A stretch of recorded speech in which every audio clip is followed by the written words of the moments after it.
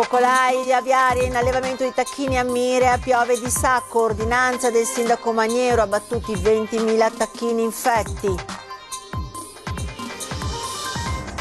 Legge regionale insufficiente, sulle vaccinazioni interviene il sindaco di Treviso Manildo con un'ordinanza, vaccinazioni obbligatorie per accedere all'asilo.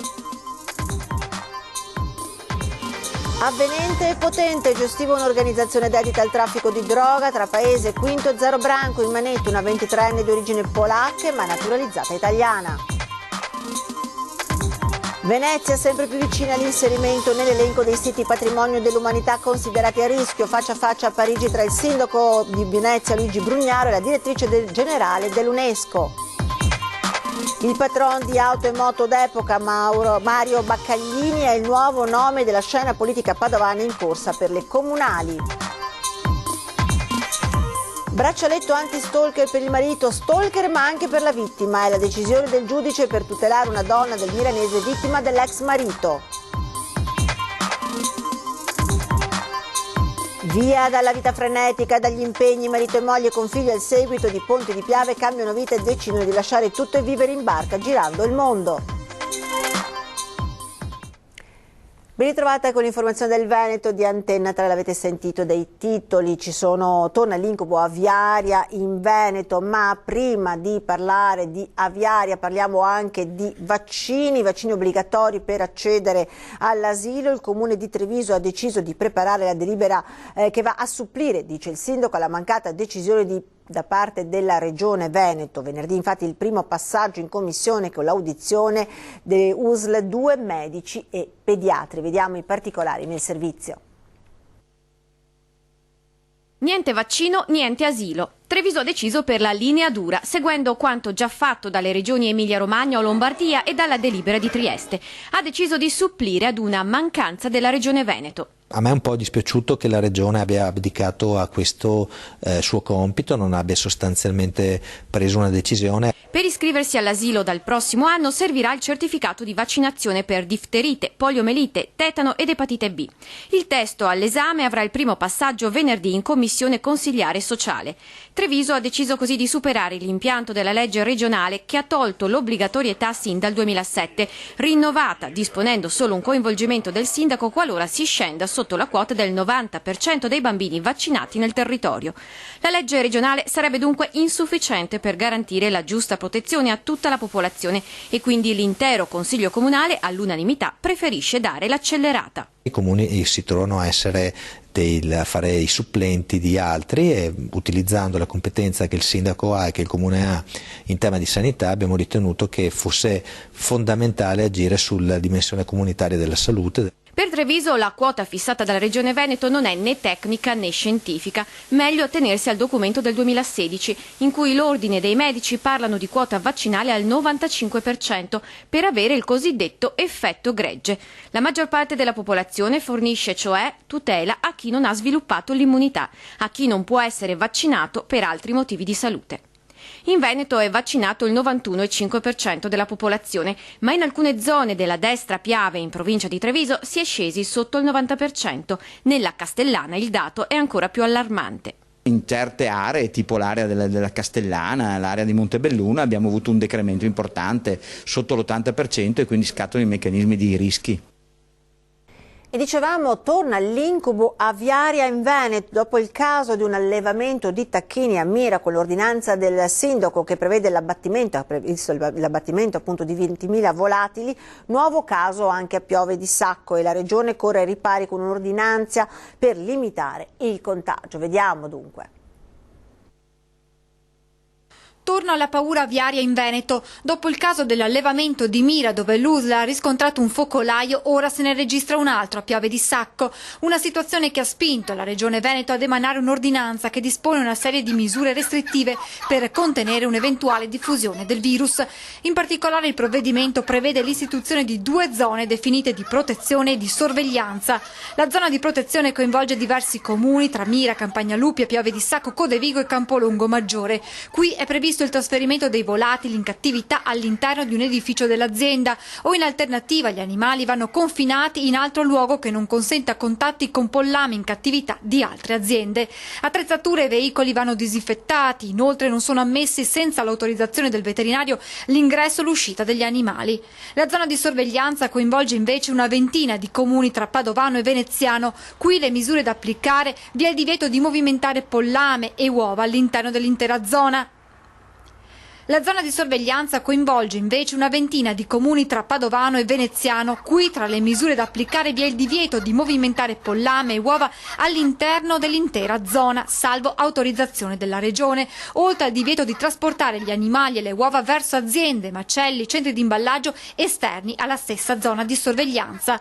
L'obiettivo, quello di contenere la diffusione del virus. In questa direzione va anche l'ordinanza emessa dal sindaco di Mira una volta che l'USL ha confermato il primo focolaio.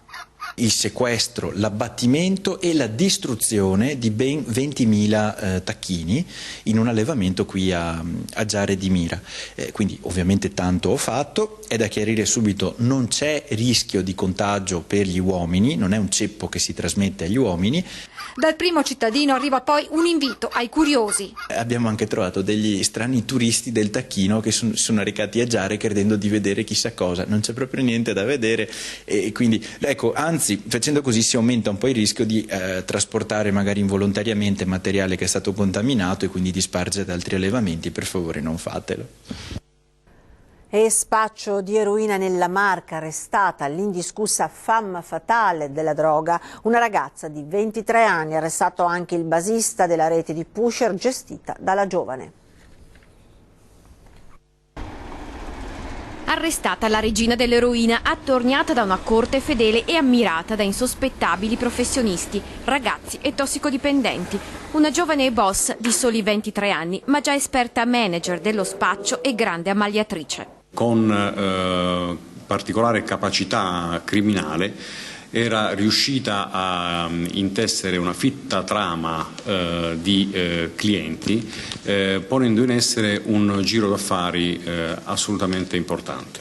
La femme fatale di questa piccola organizzazione era una ragazza di paese di origini polacche, arrestata dalla squadra mobile di Treviso e ora ai domiciliari.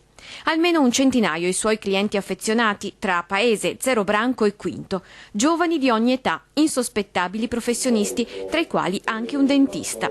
E una corte fidata composta di pusher che la scortavano fino a Padova o Mestre per i periodici rifornimenti di eroina dopo aver preso le ordinazioni al telefono. La scaltrezza di questa giovane donna consisteva proprio nel utilizzare terze persone per detenere la sostanza stupefacente del tipo eroina, affinché in caso di controlli da parte delle forze di polizia lei potesse risultare estranea ai fatti. Due dei suoi cortigiani, un trevigiano di 24 anni e un tunisino 27enne, erano stati già arrestati lo scorso maggio all'uscita del casello di Treviso Sud. A bordo dell'auto nascondevano circa 250 grammi di eroina, acquistata poco prima da un fornitore padovano. Giovedì scorso la squadra mobile ha beccato la regina, rimasta fino a quel momento defilata e pulita. Lo scorso fine settimana la polizia ha completato l'indagine, arrestando anche un disoccupato cinquantenne di paese. All'interno della sua abitazione il deposito dell'organizzazione, dove sono stati rinvenuti 30 grammi di sostanza per un valore di 800 euro circa. E ha tentato di uccidere un connazionale albanese che pensava avesse una relazione con sua moglie. È successo a Montegrotto, nel Padovano. L'uomo è stato arrestato dai carabinieri. 4 coltellate all'addome, al torace e alla spalla. Bernard Curry, 51 anni, albanese, disoccupato, ha aspettato la sua vittima, anch'essa albanese, e che conosceva fin da quando vivevano nel loro paese. Si era convinto che il 42enne in bianchino, abitante a Torreglia, avesse una relazione con sua moglie. Quando lo ha visto sul suo furgone in via Caposeda, lo ha raggiunto e lo ha coltellato a bordo del mezzo. L'aggressione è stata particolarmente violenta, diversi fendenti sono stati portati al malcapitato, che poi ha dovuto ricorrere subito alle cure dell'ospedale di Abano. Ospedale che l'aggredito è riuscito a raggiungere con le ultime forze rimaste, dove è ricoverato in prognosi riservata, mentre grazie alla segnalazione degli operatori del 118 e alle primissime indagini i carabinieri sono risaliti a Curri, in casa del quale hanno trovato già nella lavatrice gli indumenti sporchi di sangue. L'uomo, davanti all'evidenza dei fatti, ha ammesso le sue responsabilità. città. Pare che ci sia la gelosia alla base di questo gesto estremamente violento che così ha determinato questo soggetto albanese ieri sera a cercare appunto di uccidere questo suo rivale. Ecco. Il 51enne albanese è stato arrestato per tentato omicidio e su disposizione del magistrato Luisa Rossi è stato incarcerato al Due Palazzi. E ancora nessuna dichiarazione del Vescovo di Padova sui sacerdoti coinvolti nel giro dello sfruttamento sessuale di alcune donne. Il presule si è preso qualche giorno prima di rilasciare comunicazioni ufficiali. Il vescovo di Padova, Monsignor Claudio Cipolla, al momento non rilascia dichiarazioni sui suoi sacerdoti coinvolti nello scandalo sessuale. Il pastore, rientrato dal lungo viaggio nelle missioni padovane in Sud America, si è preso il tempo necessario per valutare i fatti. Una valutazione dolorosa e delicata per Don Claudio. Il vescovo si confronterà con i suoi primi collaboratori della diocesi dopo la presentazione della denuncia da parte della 49enne ex amante di Don Contin, che avrebbe presentato appunto l'esposto finito all'attenzione del Tribunale Ecclesiastico. All'epoca di questa denuncia sia l'ex parroco di San Lazzaro che Don Roberto Cavazzana, parroco di Rovolon, si erano presentati in curia affermando che erano tutte bugie, solo una montatura, e avrebbero insistito sulla correttezza del loro comportamento di sacerdoti e che la donna si sarebbe inventata tutto, mentre la magistratura e i carabinieri aprivano le indagini e mettevano a confronto i racconti di due parrocchiane di San Lazzaro. Intanto dalle ultime indiscrezioni emergono 5 conti correnti gestiti da Don Contin.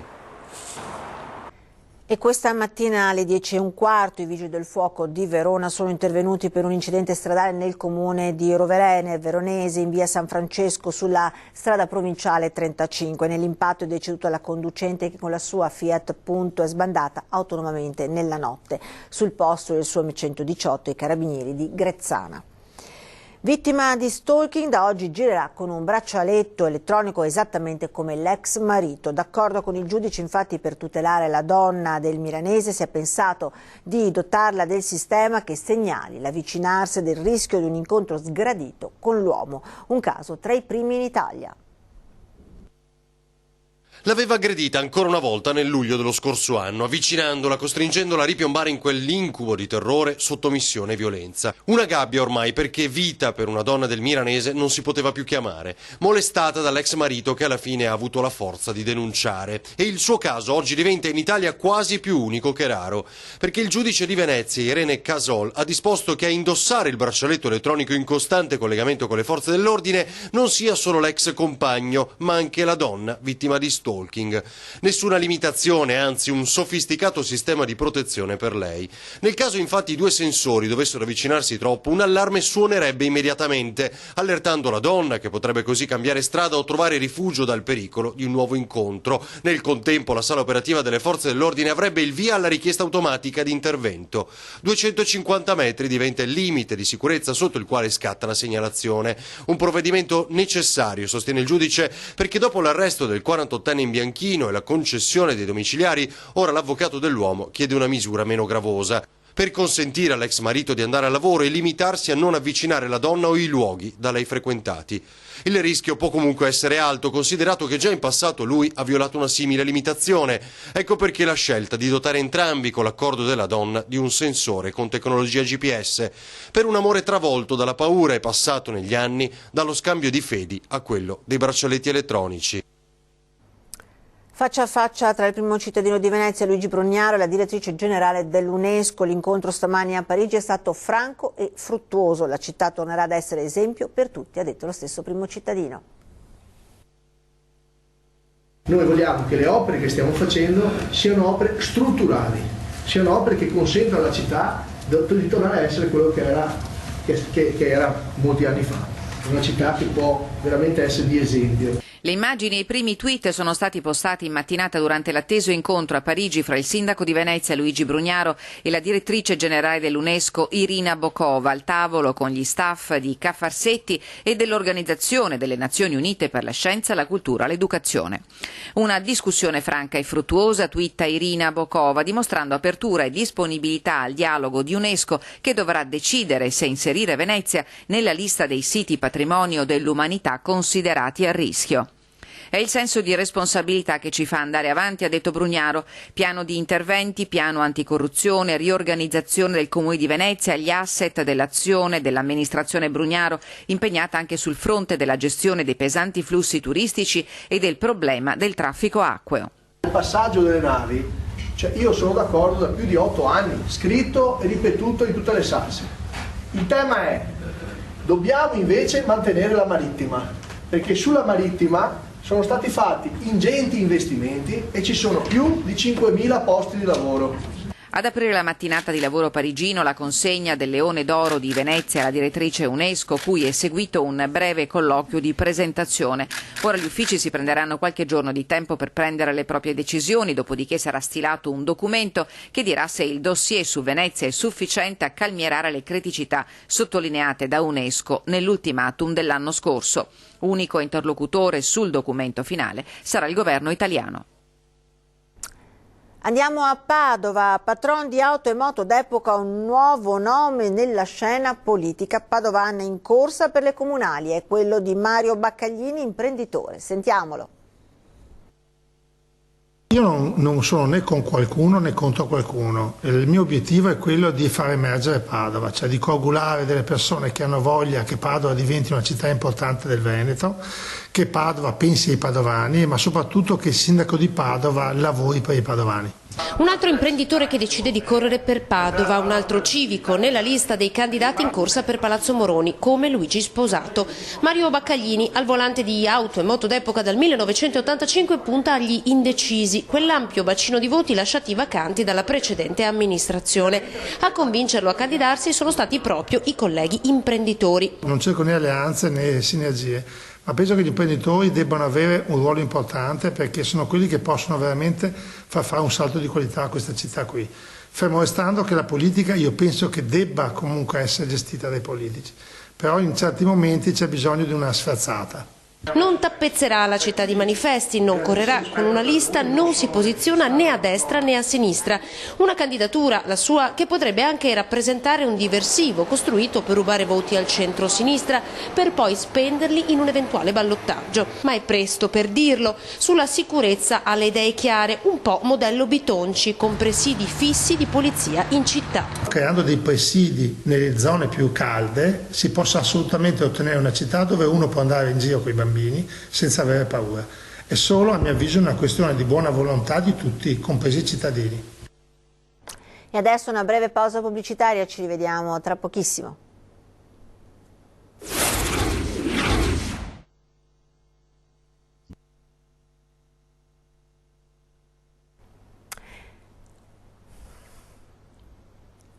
Ed eccoci nuovamente in studio questa mattina. Buongiorno Nord-Est, si è parlato di Alpini, della macchina dell'organizzazione, sarà adunata dei record, ha assicurato Floriano Zambon, sindaco di Conegliano.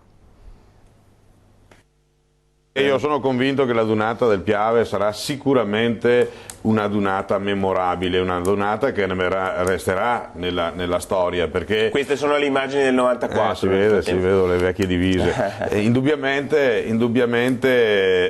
è una dunata di grandissimo richiamo, lo dimostrano le prenotazioni che ci sono. La marca trevigiana è pronta, secondo lei, sindaco, a questo evento? È pronta ad accogliere questo evento? Ma allora, diciamo che la marca trevigiana è pronta per mille ragioni, un po' perché in questi anni è stato fatto un bel percorso sull'accoglienza.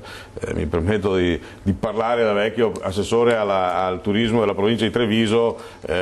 Sono cambiati completamente i canoni e sono cambiati sicuramente anche completamente gli approcci da parte degli albergatori rispetto ad un turismo che in questo caso, come in questo caso, è un turismo di piacere, non è un turismo d'affari. Le strutture che sono state messe a disposizione sono sicuramente in grado di accogliere anche dal punto di vista del territorio tutti questi alpini che verranno. Noi abbiamo la fortuna peraltro poi anche di alcuni sfoghi, perché se pensiamo al litorale nel periodo di maggio non è così battuto dai vacanzieri e quindi ci sono spazi non da poco. E rimaniamo a Treviso, nella Marca per l'esattezza, per parlare delle vicende del Treviso Calcio. Oggi pomeriggio una conferenza stampa che dovrebbe aver fatto luce su quello che è il futuro della squadra. Vediamo il servizio. Possono 30 metri di senso unico dividere un paese? Assolutamente sì. Questo è il tratto di strada della discordia, via Tito Livio a Fontaniva. Da una parte ci sono i commercianti che dicono di essere penalizzati dalla decisione del sindaco di istituire una direzione obbligatoria, dall'altra i residenti che invece l'hanno fortemente voluta. Per chi lavora all'imbocco della via le promesse del sindaco non sono state mantenute e gli affari vanno a picco. Il senso unico doveva essere una prova di alcuni mesi e invece il divieto di transito è stato prorogato. E adesso è stato prorogato per altri 9 mesi, quindi noi non ce la facciamo assolutamente più. Siamo stati dal sindaco, abbiamo chiesto, ci aveva promesso che ce lo toglieva. Però ci siamo trovati un'altra volta ad affrontare questi 9 mesi che sono duri per noi, molto duri. Noi l'abbiamo chiesto 15 giorni prima di Natale, dopo è arrivata una lettera dai signori che hanno chiesto il senso unico e lui ha dato ragione ai signori e ha cancellato la nostra richiesta. Al sindaco chiediamo di rivedere quello che hanno fatto. I commercianti chiedono di ripristinare il doppio senso di marcia con alcuni divieti per i camion o con una ZTL. Anche tra i cittadini c'è chi non gradisce la decisione del primo cittadino Piotto. Cosa ne pensa di questo senso unico? Tutto il male possibile. Sì. Non, basta tirare via i camion, poi non c'è altra cosa da fare. Il tratto è corto e non è giusto che tante persone ci rimettono per poca gente così. I commercianti si fanno forza con 200 firme raccolte, lo stesso numero di sottoscrizioni che hanno i residenti. Loro, le famiglie che abitano in questo tratto di via Tito Livio, apprezzano invece la decisione del sindaco Piotto. La strada, ci hanno raccontato al telefono, è una scorciatoia che permette a auto e camion di tagliare tra le statali che portano rispettivamente a Vicenza e a Padova. Qui, dicono, passavano a velocità folli e il pericolo per pedoni e bici era enorme. Quando scappa il morto poi ora intervengono quei lavori. La diatriba è infuocata. Andremo dal sindaco per capire quali sono le sue intenzioni. Da amministratore dovrebbe trovare una soluzione che accontenti tutte le parti in causa. Come avete potuto vedere, il servizio era dedicato appunto a questa vicenda del senso unico di Fontaniva. Invece, per quanto riguarda il servizio sul futuro del Treviso Calcio, avrete tutti i particolari nell'edizione di Treviso di Antenna 3 dei telegiornale. E adesso però rimaniamo sempre nella Marca in questo caso, perché parliamo di una ricerca di una vita diversa, con ritmi meno frenetici, più adatti alla persona, magari lasciando spazio alle proprie passioni. È così che una coppia di Ponte di Piave nel Trevigiano ha deciso proprio di cambiare vita. Da sviluppatore di software a Londra a velisti in giro per il mondo. Ma sentiamo il servizio. Dopo tanti anni uno deve anche lasciare, insomma, deve andare un po' più a contatto con la natura, meno legato a questa vita frenetica che comunque diventa pesante dopo un po'. Basta, via dalla frenesia della vita moderna fatta di impegni, corse, appuntamenti, tanto più se come Luigi Ponzetta si viveva a Londra, città ad alto tasso adrenalinico, con un lavoro da nerd, sviluppatore di software per aziende. Così, approfittando probabilmente anche di un momento favorevole del mercato, con la compagna hanno deciso all'inizio di dare sfogo alla loro passione, ovvero la barca, il mare. A marzo dell'anno scorso è nato il loro primo figlio, ma a maggio erano di nuovo in barca. Pausa invernale per approdare a quella che vuole essere la loro scelta di vita. Ripartiamo a fine gennaio, andiamo a Barcellona e torniamo alle Baleari, dove l'intenzione è di comprare un catamarano per lavorare con la barca, per affittarla, per fare un servizio di tipo un boutique hotel sul mare, diciamo. Serve una buona dose di amore, capacità di convivenza 24 ore su 24 in spazi stretti e non sempre con comfort. L'età è giusta, insomma, 40 anni, poi uno se queste cose non le fa adesso, non so, non ho certo voglia di farle all'età pensionabile, quando non riesco più a portare la barca e faccio fatica a far tutto. E poi pensare che sia una sola vita come il nome della barca, Just One Life, e per chi accarezzasse la stessa idea, un consiglio. Non vale la pena passare 40 anni in un ufficio senza godersi anche del resto, secondo noi. Quindi io consiglierei di prendere la palla al balzo se c'è la possibilità. E stasera consueto appuntamento con l'approfondimento di Antenna 3 con 20 e 10 ospiti in studio di Tiziana Bolognani, Jacopo Massaro, sindaco di Belluno, e Maria Rosa Barazza, sindaco di Cappella Maggiore.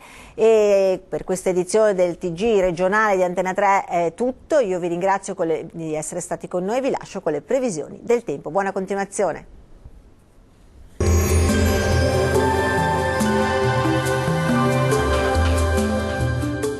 Futura Serramenti, i tuoi serramenti in PVC, la massima qualità inalterata nel tempo. Ti aspettiamo nella nuova sede fronte strada statale Noalese a Quinto di Treviso.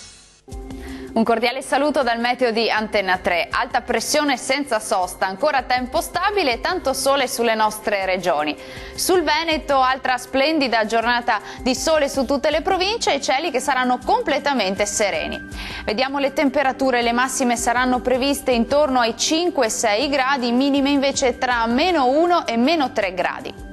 Spostiamoci ora sul territorio del Friuli Venezia Giulia. Anche qui non cambia il tempo, l'alta pressione è sempre protagonista con sole splendente su tutti i settori. Temperature massime attese tra 5 e 6 gradi, minime tra -2 e -4 gradi. Concludiamo con uno sguardo alla situazione del Trentino Alto Adige. Anche qui avremo un'ennesima giornata soleggiata e stabile ovunque con assenza assoluta di nubi. Temperature massime sui 10-11 gradi, minime tra 1 e -1. Il mare sarà mosso, localmente poco mosso nel Golfo di Trieste, i venti invece saranno moderati e nord-orientali. Bene, il meteo per oggi termina qui, l'appuntamento è come di consueto per domani. Arrivederci.